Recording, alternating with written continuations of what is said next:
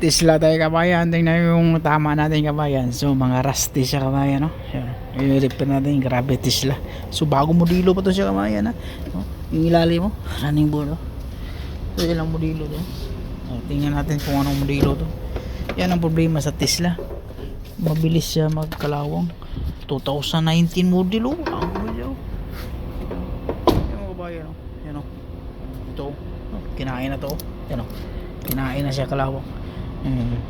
Sa Pilipinas okay lang to pag walang malamig na lugar, walang nagihilo. Yan natin, tingnan mo ba yan? Oh, ha? Bak na. Yan, ito yung gagawin natin ngayon.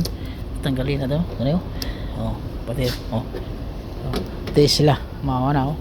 Bago modelo pa pero grabe kalawang. So yun ang gagawin natin. Fender, tatanggalin natin, baklasin natin yung fender, pati yung bumper, baklasin natin yan. Tapos para maganda yung trabaho, malinis, pati ilaw, tanggalin natin to, front, pati likuran, kasi yung panel, baklasin natin yung fender, tanggalin natin para pati yung uwan pala, hayon sa likuran, yung trunks nya, tatanggalin din natin yon.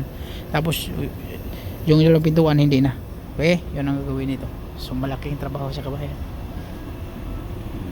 Yan ang problema sa malamig nga lugar, nagigilo. Sa Pilipinas walang problema kasi laging summer, bihira lang umuulan.